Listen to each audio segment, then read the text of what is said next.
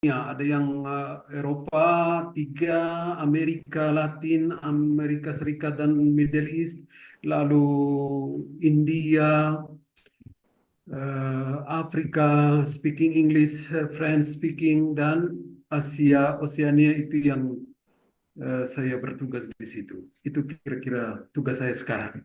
Saya dari Karmel OCD, angkatan pertama Indonesia, tahun ini 25 tahun menjadi imam.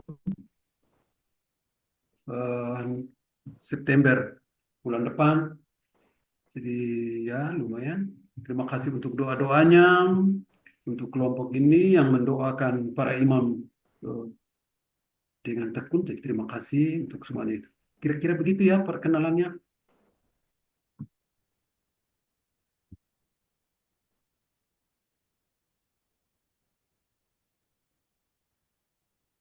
Halo, Ya, Pater, dipersilakan ah, memulai. oke. Saya pertama kali saya ya memberi apa yang pernah saya baca, pernah saya dengar, pernah saya tahu sedikit tentang tiga. Saya bisa bagi itu ya, bagi PowerPoint-nya, bisa di-share atau gimana caranya? Share PowerPoint-nya, Host akan membantu Pater ya untuk share boleh? Oke, PowerPoint. ya. Em, Tiga langkah mengalami Allah. Mengalami di sini mau menjelaskan tentang apakah manusia itu mungkin untuk mengalami karena secara kodrati kita berbeda. Allah itu punya kodrat yang ilahi yang tidak sama dengan kita. Kodrat kita terbatas, penuh kerapuhan, penuh kelemahan, sedangkan Allah itu kodratnya kekal, abadi, ya, tidak berdosa. Perbedaan kodrati ini apakah memungkinkan manusia untuk bersatu dengan Allah atau untuk mengalami kekuatan Allah itu? Ya, itu kata mengalami ini sangat luas untuk menjelaskan tentang kemungkinan-kemungkinan ini. Ya, nah tiga langkah ini kita mau belajar dari Yohanes dari Salib. Mungkin sudah pernah kenal nama ini, Santo ini.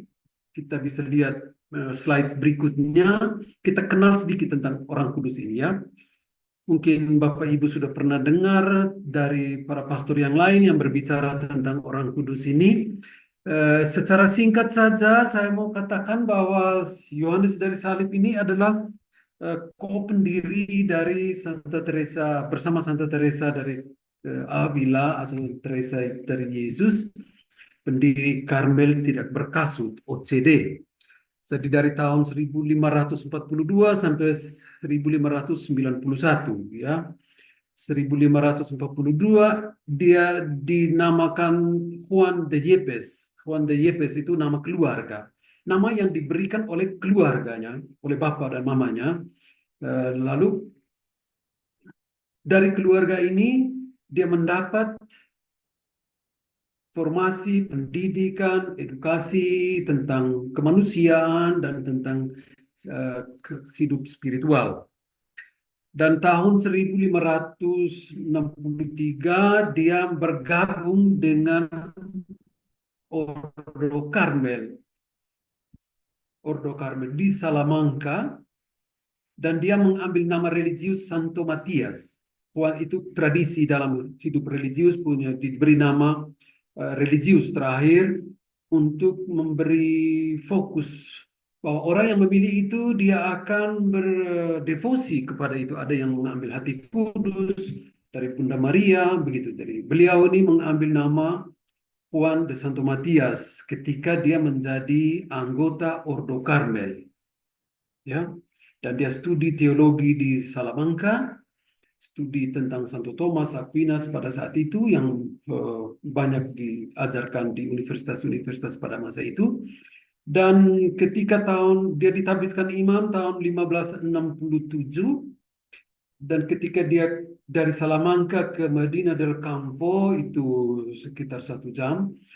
Di sana dia berjumpa dengan Santa Teresa dari Yesus yang ketika itu sedang membaharui atau mendirikan OCD buat suster-suster, suster-suster Karmel OCD yang di Indonesia ini ada di Jakarta, ada di Lembang, ada di Mojokerto, ada di Flores, ada di mana lagi Manado, dan baru mulai di Samarinda, baru mulai didirikan di Samarinda. Jadi eh, di, itu Santa Teresa mulai di sana. Dan ketika tahun 1567 itu eh, Santo Yohanes ini dia kembali ke Medina del Campo untuk rayakan misa, misa pertama. Dan dia bertemu dengan Santa Teresa. Dan Santa Teresa pada saat itu sebenarnya dia sudah mendirikan 3 biara. Dan dia sedang berusaha bagaimana juga mendirikan OCD untuk membantu para susternya.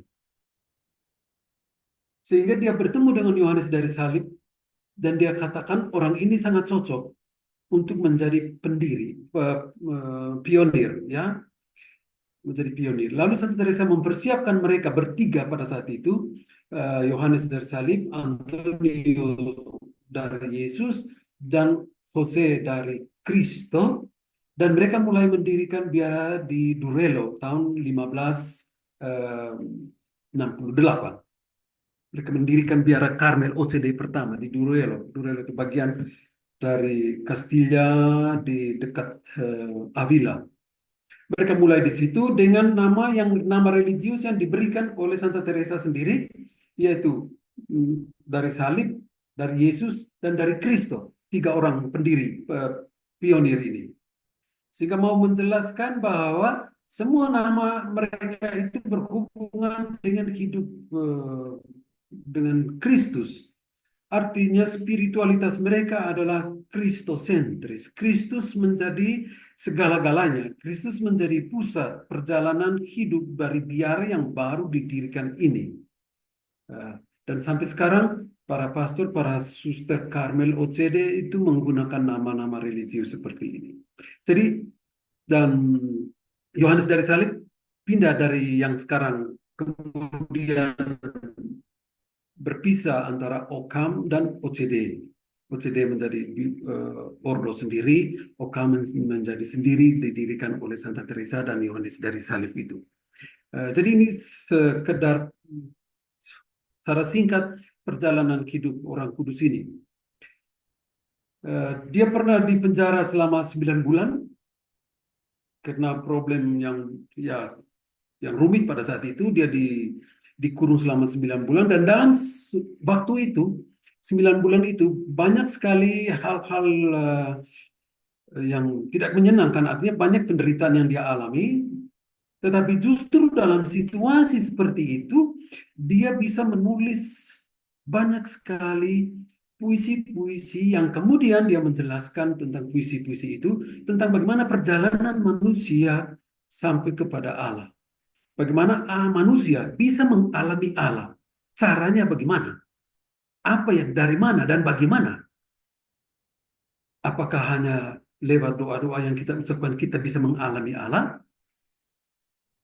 Atau bagaimana? Ini yang beliau tulis. Dan beliau tulis itu sebenarnya untuk membantu para susternya supaya bisa merasakan mengalami Allah ini. Nah, itu yang dia tulis. Karena pada saat beliau menulis itu, tahun-tahun itu gereja Spanyol sedang membaharui diri. Pada saat itu gereja Spanyol yang dipelopori oleh konferensi para uskup dan Raja Philip kedua pada saat itu, karena mereka melihat bahwa gereja perlu dibaharui kepada hidup religius. Ya, biara-biara ordo-ordo juga berusaha untuk membaharui. Sehingga kita mengenal ada yang tidak berkasut, ada yang berkasut. Dari misalnya OCD ada yang berkasut, ada yang Karmel itu ada yang tidak berkasut, ada yang berkasut. Lalu ada yang Santo Agustinus, ya, Ordo Santo Agustinus juga alami itu. Jadi beberapa ordo sekarang masih hidup, masih eksis, itu punya 2 cabang seperti ini, ya, 2 keluarga dengan nama yang sama tapi berkasut dan tidak berkasut. Nah, apa yang dibuat oleh gereja Spanyol pada saat itu? Mereka punya tema pembaharuan gereja pada saat itu adalah doa sebagai jalan kepada kekudusan. Itu untuk seluruh gereja Spanyol, pembaharuan. Sehingga pada saat itu banyak sekali buku-buku yang menulis atau ditulis tentang apa itu doa, bagaimana berdoa, dan kekuatan doa. Nah, ketika Santa Teresa, Santo Yohanes dari Salib, Santo Ignatius Loyola coba memberikan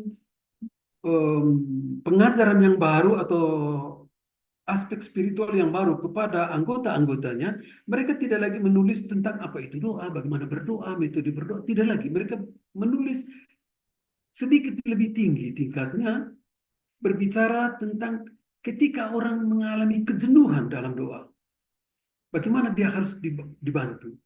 Ketika dia mengalami kesulitan dalam doa, bagaimana dia dibantu. Nah, ini sebenarnya Yohanes dari Salib tulis. Ah, dan dia menulis banyak sekali puisi, dan dari puisi-puisi itu dijelaskan untuk para suster yang bertanya tentang makna arti dari puisi-puisi yang ditulis. Dan puisi-puisinya itu ya puisi-puisi kelas dunia ya, sampai sekarang masih diakui sebagai sebagai puisi yang terindah dalam bahasa Spanyol. Baik, itu secara singkat. Nah, kita lihat yang nanti kita lihat ini sangat garis besar, sangat umum tentang bagaimana kita manusia ini bisa mengalami Allah. Kira-kira bagaimana ini? Kita bisa selamat. Itu kira-kira bagaimana? Kita bisa merasakan, kalau bahasa modern sekarang kita merasakan kebebasan batin yang bebas. Itu kira-kira bagaimana? Ya, mengalami Allah artinya merasakan kelegaan, tidak ada beban. Hidup ini tidak ada beban. Itu harus bagaimana? Secara spiritual. Oke? Ya, kita lihat slide berikutnya. Ya. Pertama adalah menyadari kasih Allah. Ini langkah pertama. Sehingga dia menulis satu puisi. Puisi dari Kidung Rohani. Bait pertama itu omong tentang ini. Menyadari kasih Allah. Coba kita lihat puisinya. Slide berikut. Di mana engkau tersembunyi, kekasih, dan aku ditinggal dalam pilu mengadu. Seperti rusa engkau berlari, setelah engkau lukai. Aku keluar membuntutimu, sembari berteriak, dan engkau pergi berlalu. Ini gambaran tentang jiwa, tentang manusia, yang pertama dia sudah mengalami Allah, tetapi Allah ini terus hilang dari hadapannya. Allah ini seakan-akan jauh dari hadapannya. Allah seakan-akan tidak terintervensi dalam hidupnya. Di mana Allah? Dan itu sebenarnya pertanyaan banyak orang sampai hari ini. Allah ini di mana? Kenapa Allah tidak masuk, tidak intervensi ketika saya mengalami kesulitan ini? Ketika saya mempunyai beban yang berat, Allah di mana? Di mana engkau tersembunyi? Kenapa dikatakan tersembunyi, bukan bersembunyi? Kalau bersembunyi ya seakan-akan Allah itu dengan sengaja bersembunyi dari manusia yang sudah mengalami ke Allah itu, tetapi dia terus sembunyi. Tetapi di sini dikatakan tersembunyi. Tersembunyi karena apa? Karena ketidaksanggupan manusia untuk mengalami. Allah tidak pernah tersembunyi dari hidup kita. Tetapi dia tersembunyi karena ketidaksanggupan manusia, kerapuhan manusia, keberdosaan manusia yang membuat dia tidak mampu untuk mengalami Allah itu sebagai kekasihnya. Sehingga dikatakan di mana engkau tersembunyi? Ya, jadi sebelum manusia itu mencari Allah, sebenarnya dia sudah mengalami Allah. Sehingga dia katakan, orang yang saya alami ini dia sudah di mana? Kok dia bersembunyi? Kenapa dia pergi dari hidup saya? Kenapa dia menjauhi saya? Kenapa saya mengalami ini? Ketidaktenangan, kecemasan, ketakutan, kekecewaan. Kenapa menggerogoti hidup saya? Di mana orang yang mencintai saya, yang mengasihi saya? Itu sebenarnya pertanyaan jiwa yang bukan hanya bisa ditanyakan oleh Yohanes dari Salib ketika dia di penjara, dia menuliskan ini, tetapi juga dipertanyakan atau kita semua mempertanyakan, di mana engkau tersembunyi Tuhan? Mengapa dulu saya mengalami kekuatanmu yang berlimpah, tetapi sekarang kenapa engkau hilang? Dan aku ditinggal dalam pilu mengadu. Mengadu itu artinya kita ini berusaha untuk mendekati Allah. Padahal Allah itu sebenarnya selalu lebih dahulu mendekati kita, lebih dahulu mencari kita. Tetapi karena ketidakmampuan diri kita untuk mengalami Allah, kerapuhan diri kita, keberdosaan kita, maka kita akan seperti ini, ditinggal dalam pilu mengadu. Seperti rusa engkau berlari. Setelah engkau lukai. Aku keluar membuntuti sembari berteriak dan engkau pergi berlari. Itu sebenarnya ratapan jiwa, ya, seruan jiwa untuk mencari Allah. Bahwa saya ini membutuhkan seorang yang mengasihi saya untuk mengisi kekosongan diri saya, untuk mengisi atau membebaskan segala beban batin saya, atau untuk menyingkirkan segala perasaan atau segala apa istilahnya, emosi negatif yang ada di dalam diri saya ini, rasa kecewa, rasa marah, rasa tidak puas dan segala macam. Itu saya membutuhkan seseorang, dan seseorang itu hanya bisa adalah kekasihku. Ya, dia gunakan huruf besar di sini. Kekasih artinya Tuhan sendiri, yang hanya Tuhan sendiri yang bisa. Eh, ini sebenarnya langkah pertama yang harus dimulai oleh kita semua. Bukan dimulai dari kerapuhan diri kita. Saya tidak berdoa, misalnya saya berdoa dan saya mulai meratapi atau menyesali segala kekurangan dan dosa-dosa saya. Tetapi Santo Yohanes mengajak kita, kita mulai dari Tuhan. Karena ketika kita mulai dari Tuhan, kita akan selesai juga dengan Tuhan.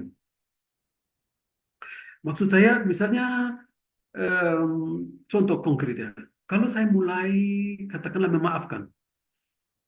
Kalau saya mulai proses untuk memaafkan diri saya atau memaafkan orang lain, berangkat titik awalnya itu dari Tuhan, maka saya akan merasakan bagaimana kerahiman Allah itu masuk dan berdiam, bercokol di dalam diri saya dan menguatkan saya.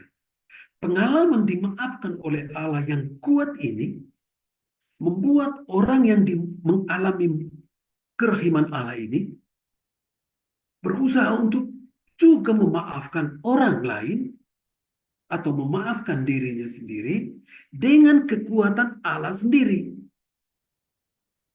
Nah, itu kita kalau kita berangkat dari kekuatan dari Allah sendiri sebagai sumber segala sesuatu masuk ke dalam diri kita, dan dari dalam diri kita baru kita keluar kepada orang lain.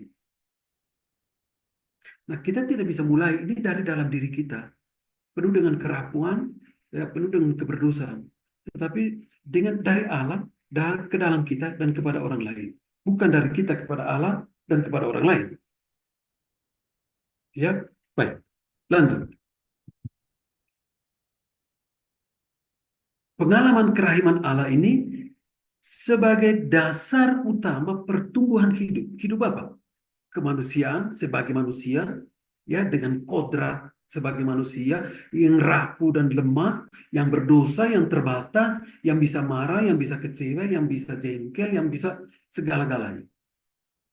Itu pengalaman kerahiman Allah itu menjadi dasar pertumbuhan manusiawi kita dan juga pertumbuhan hidup spiritual. Karena kerahiman Allah ini dia tidak bertumbuh di luar kodrat manusia. Ya, dia bertumbuh, berkembang di dalam kodrat diri kita yang rapuh dan lemah ini. Kerahiman Allah itu bertumbuh dari situ.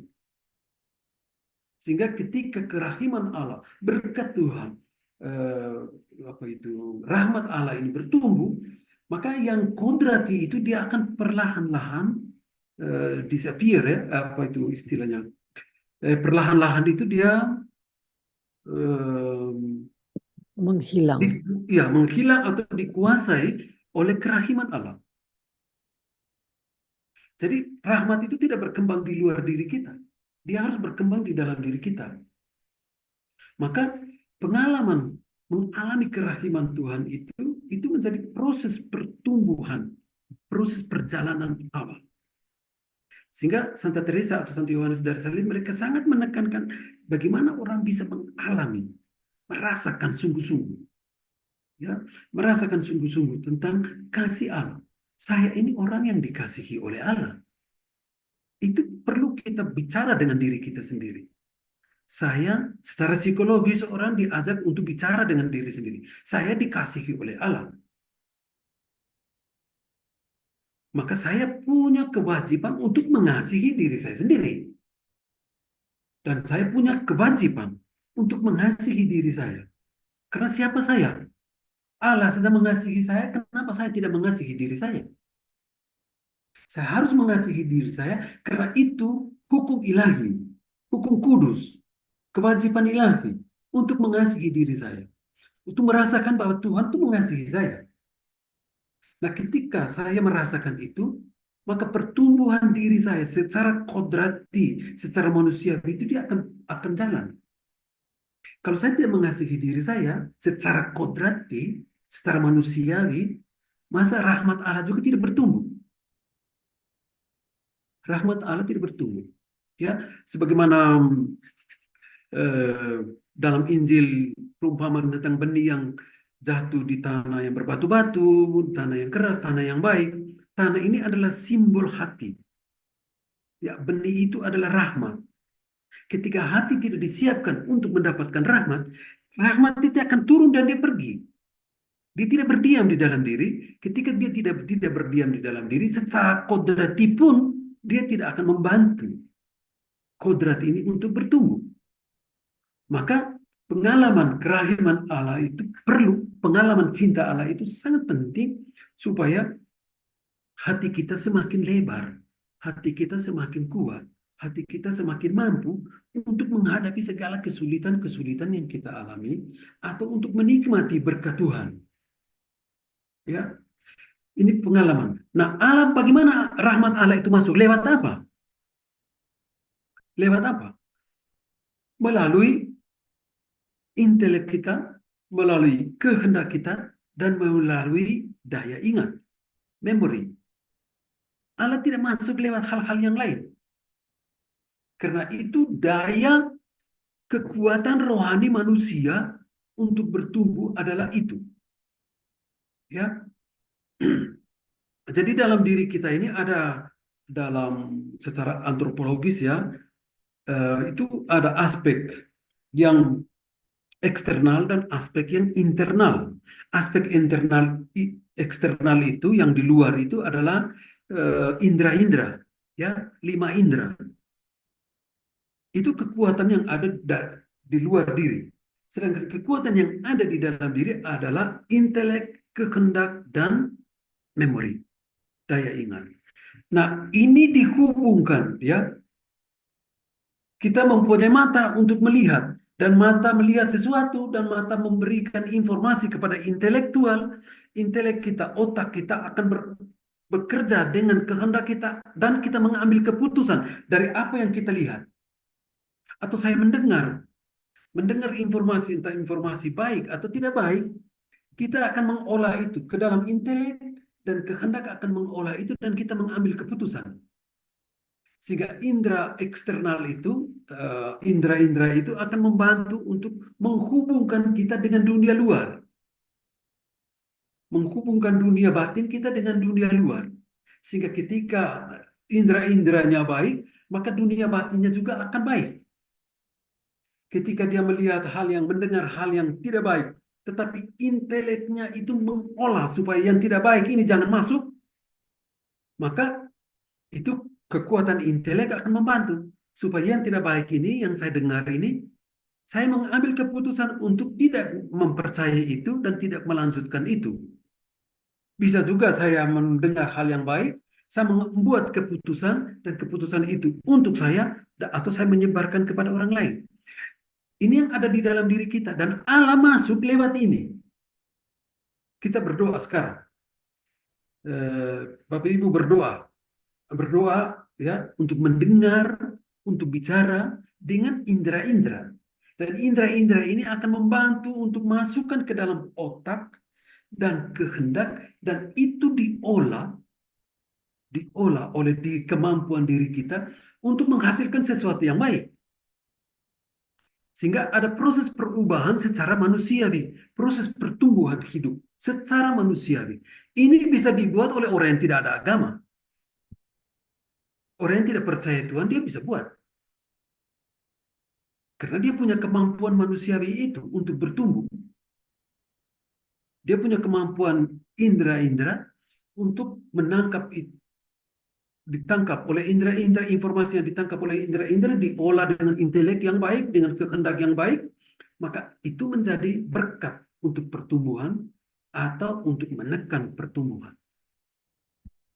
Ya. Nah, ini yang melalui proses ini Allah masuk. Ya, kerahiman Allah, cinta Allah itu masuk. Allah tidak masuk lewat hal-hal lain. Sehingga sangat penting bagaimana menghubungkan antara indera-indera eksternal dan indera-indera internal. Ya, internal tadi, intelek, kehendak, dan daya ingat. Ini yang membuat kita bisa bertumbuh secara manusiawi untuk menjadi orang baik. Maka dua hal ini yang harus disinkronkan, ya, digabungkan. Bagaimana bisa menjadi orang yang baik? Orang yang baik itu orang yang benar-benar bebas, ya, benar-benar bebas, benar-benar bisa menikmati. Baik, kita lihat itu langkah pertama. Langkah kedua, kita lihat slide berikut. Ini satu puisi juga dari Yohanes dari Salib, dari Kidung Rohani. Oh, hutan dan belukar ditanam oleh tangan kekasih. Ini omong tentang apa? Omong tentang kodrat manusia yang penuh dengan hutan dan belukar. Tetapi itu ditanam oleh kekasih, oleh Tuhan sendiri yang menciptakan itu. Kodrat kita, manusiawi kita yang terbatas, itu diciptakan oleh Tuhan. Maka kita perlu menghormati kodrat kita, menghargai diri kita, menghargai visi kita, menghormati visi kita, karena itu ciptaan Tuhan. Tetapi di sisi yang lain dia katakan, oh padang nan hijau, cerah, berselimutkan bebungaan. Katakanlah, jika memang dia melewatimu. Omong tentang apa? Omong tentang Tuhan melalui diri saya atau tidak. Saya mengalami Allah itu tidak. Berselimutkan bunga-bunga, karena di dalam diri kita ada hal-hal yang baik yang harus dikembangkan. Karena ketika kita mendapat informasi melalui indera-indera itu, intelek kita, kehendak kita akan mengolah itu, maka itu juga hal yang baik yang bisa berselimutkan bunga, bebungaan, keindahan. Jadi ada aspek yang sisi negatif dan sisi positif yang memang kita miliki dan itu dikatakan oleh Tuhan dan Tuhan melalui melewati itu. Kita bisa mengalami Allah melalui itu. Tidak hanya bisa melalui hal-hal yang indah-indah, tetapi juga melalui hal-hal yang sulit, yang berhubungan dengan kodrat kita sebagai manusia, yang membuat kita bisa marah, bisa kecewa. Itu juga kesempatan orang untuk bisa mengalami Allah.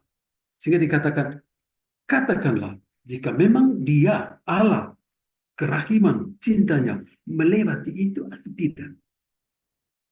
Bagaimana kita merasakan itu? Kita lihat ke tahap kedua, jalan kedua.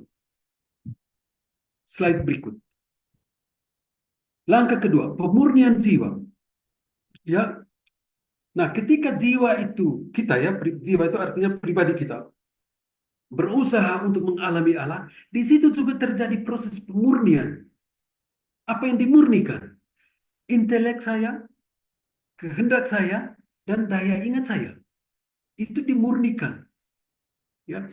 Ketika saya mendapat informasi masuk ke dalam intelek saya, ketika saya mendengar sesuatu, ketika saya mengatakan sesuatu, lewat 5 indera saya, masuk ke dalam intelek saya, masuk ke dalam kendera saya, di situ terjadi pemurnian. Maka di sini penting yang apa yang dinamakan detachment. Ya, coba kita lihat poin berikut ya, slide berikutnya. Ku cari kekasih, ini juga puisinya. Ku cari kekasihku, ya, akan kudaki gunung-gunung dan lembah. Tak akan kupetik kuntung bermekar, tak akan kugentar binatang berbisa, dan akan kulalui yang kuat dan berbatasan. Kucari jiwa ketika dia sudah sedikit mengalami Allah itu seperti satu dorongan yang kuat, dia harus. Kalau kita sudah mencintai doa, orang tidak akan lepas lagi doa itu. Ya, karena ada dorongan yang kuat. Saya kalau tidak ikut doa atau kalau saya tidak berdoa sendiri, tidak buat ini, buat itu, ada sesuatu yang kurang. Nah, itu yang Yohanes di sini katakan, cari kekasihku. Gunung, gemunung, dan lembah itu gambaran tentang kesulitan-kesulitan kodrati kita. Saya mau mendaki gunung, tapi saya cepat capek. Saya mau mencari Tuhan, tapi saya cepat lelah. Ada banyak alasan yang membuat saya untuk mundur. Kalau tidak ada waktu lah, saya sibuk lah, saya tidak bisa berdoa lah, saya tidak bisa konsentrasi lah. Itu simbol dari gunung-gunung itu untuk menggambarkan itu. Ya, gunung-gunung, gemunung dan lembah itu menggambarkan tentang kodrat kita yang kadang-kadang menjadi penghalang untuk mengalami, untuk kuat mencari kekasih. Tapi di situ juga katakan, tak akan kupetik kuntum bermekar, tak akan kugentar binatang berbisa. Gambaran tentang bagaimana ketika manusia itu mencari Tuhan, banyak hal yang indah, ya, banyak pengalaman yang baik, tapi itu bukan Tuhan, ya, bukan Tuhan. Tuhan tidak hanya digambarkan dengan pengalaman yang indah ataupun pengalaman salib. Tuhan itu satu pribadi, dan pribadi itu bisa berdialog dengan saya, dan itu yang kita cari. Sehingga dikatakan di sini, meskipun ada hal pengalaman rohani itu indah sekali, tapi saya tidak berhenti di situ. Karena itu bukan Tuhan. Saya harus lebih jauh untuk mencari seorang pribadi yang bisa berdialog dengan saya, yang saya bisa omong apa saja, yang dia bisa mendengarkan saya. Oke, baik. Slide berikutnya, kita lihat detachment ya. Detachment itu terjemahkannya lepas bebas. Lepas bebas sebagai dasar pertumbuhan diri manusiawi dan spiritual. Kenapa kita butuh butuh lepas bebas ya? Lepas bebas, em, apa yang harus kita lepaskan untuk batin kita itu lebih bebas? Apa yang bisa membantu kita untuk ini? Ya, apa yang bisa membantu kita ini? Lepas bebas ini itu menjadi satu jalan yang sangat penting di dalam hidup, bukan hanya hidup rohani, tapi hidup secara manusia, ya, hidup secara manusia. Tadi kita omong tentang intelek, kehendak, dan daya ingat. Karena Tuhan masuk lewat kodrat itu. Nah, supaya Tuhan bisa masuk ke situ, maka saya harus lepas bebas dari apa yang memenuhi intelek saya, apa yang memenuhi kehendak bebas saya, dan apa yang memenuhi seluruh memori saya. Saya harus lepas bebas dari itu. Itu namanya detachment. Supaya dari detachment, tidak terikat ini, lepas bebas ini, saya bisa terikat dengan Tuhan. Saya bisa terikat dengan satu pribadi, yaitu Tuhan. Tapi kalau saya di dalam otak saya, di dalam kehendak saya penuh dengan hal-hal yang saya tidak lepaskan, maka bagaimana bisa ada tempat untuk Tuhan? Tidak ada tempat untuk Tuhan. Karena saya belum lepas bebas. Saya penuh dengan segala macam hal di dalam otak saya, dalam kehendak saya, keinginan saya, kemauan saya. Maka itu harus dilepas bebaskan. Contoh, saya mau lepas bebas dari pembicaraan-pembicaraan orang misalnya. Saya harus detachment dengan hal-hal yang saya tidak yang bisa membantu, tidak menguatkan saya. Saya harus menjaga itu. Jangan sampai saya mengambil itu dan itu justru menjadi pengontrol diri saya. Misal ada orang katakan, "Oh, kamu tuh gini gini gini gini gini." Saya menerima itu sebagai sesuatu yang ada di dalam diri saya. Padahal tidak. Itu hanya dikatakan orang. Tapi saya justru terima itu sebagai karena indera pendengar saya menerima itu sebagai satu dan dikirim ke intelek saya, ke kehendak saya. Saya mengambil itu dan menjadi satu kebenaran diri saya, padahal bukan. Itu hanya dikatakan oleh orang. Dia tidak tahu tentang saya. Tapi ketika orang itu katakan, saya justru terima dan masuk ke dalam diri saya. Dan justru apa yang orang katakan itu menjadi pengontrol diri saya. Nah, dalam proses seperti ini, kita perlu apa yang dinamakan detachment.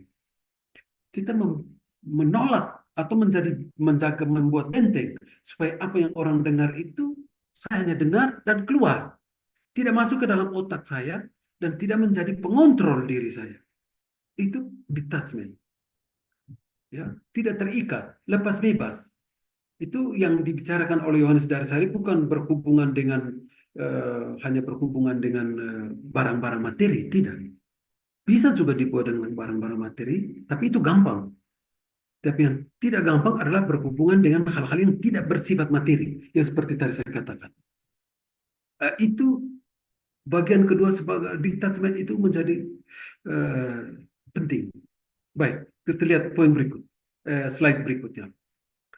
Ya, ini satu puisi lagi. Malam yang hening, disusul fajar berkah, musik yang diam, keheningan yang ribut, setiap malam yang menghidupkan dan semakin mencinta. Ya, ini indah sekali penggalan ini, tapi mau katakan bahwa malam yang hening itu malam itu menggambarkan tentang suasana diri manusia, ya, yang sudah bisa menguasai dirinya, yang tidak lagi dikuasai oleh apa yang dia dengar, apa yang dia baca, apa yang eh, indera-inderanya tangkap, tetapi inteleknya sudah membuat dia supaya bisa hening, dirinya bisa hening. Ya, lihat berikut, slide berikut. Em, ya, berikutnya, saya slide berikutnya.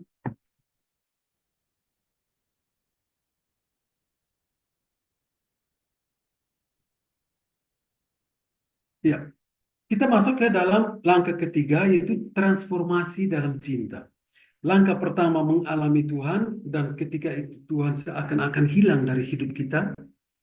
Dan ada proses pemurnian di sini, yaitu detachment. Langkah kedua itu yang bicara tentang bagaimana diri kita harus dimurnikan, harus dibersihkan, harus dilepas bebas, supaya kita, dan proses yang terjadi itulah yang kita namakan transformasi di dalam cinta. Ada perubahan. Kenapa? Kita berdoa, kita banyak melakukan kegiatan rohani, tapi kita tidak bertumbuh. Kita tidak, pertumbuhan kita sangat lamban, entah secara rohani ataupun secara manusiawi. Ya, maka kita butuh ini transformasi dalam cinta. Slide berikutnya,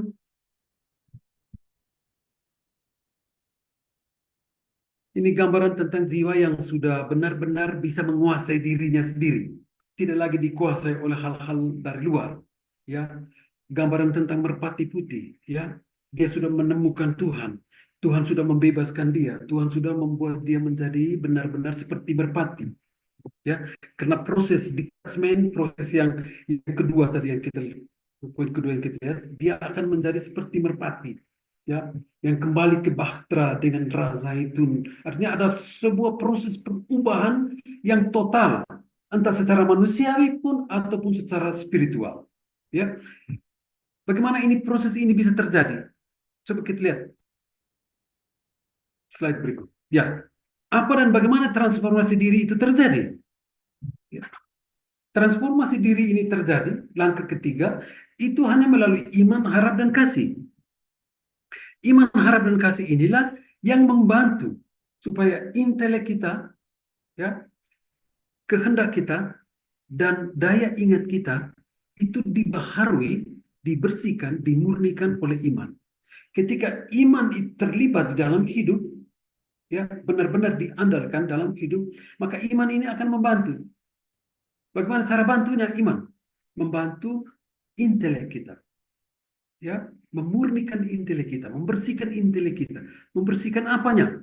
Membersihkan, memurnikan pendapat, opini, ya, yang kita miliki, atau informasi-informasi yang kita terima masuk ke dalam intelek. Ketika intelek kita tidak sanggup, maka iman akan bantu. Begitu juga dengan harapan, ya, dengan kasih.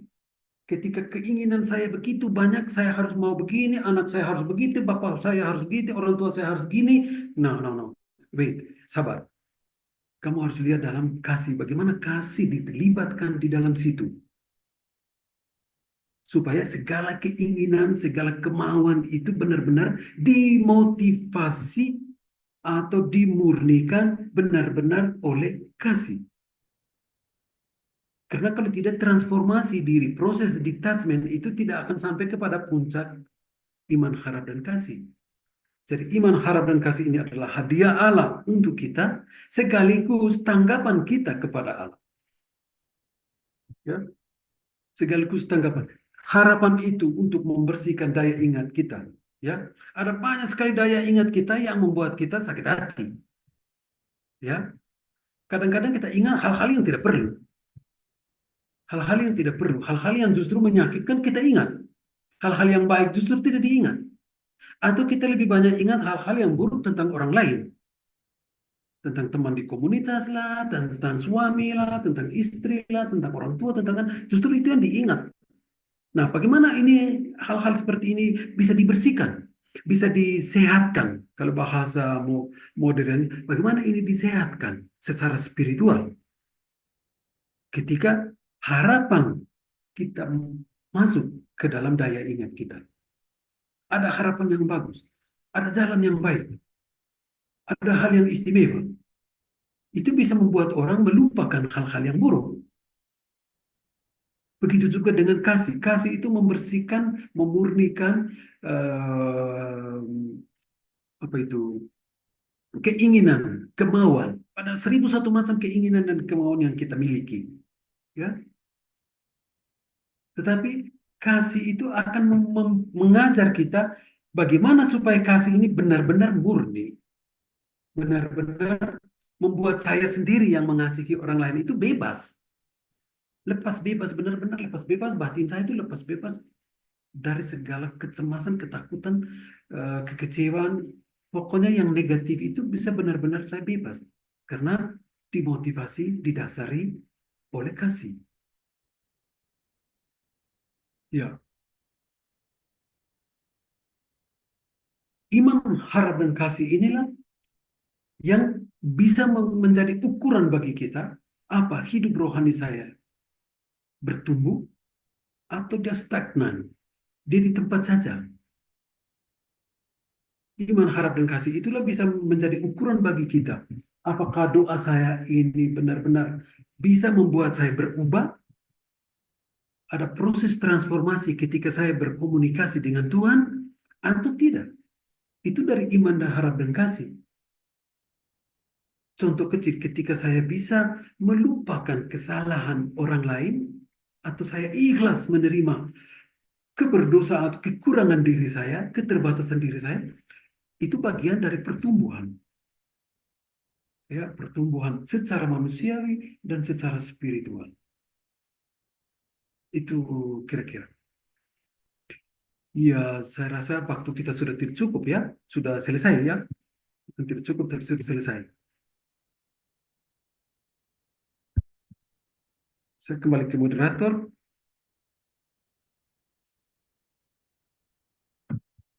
Terima kasih, Pater Chris, untuk perenungan, tapi lebih tepatnya pengajaran bagi kami pada malam hari ini. Izinkan saya mengambil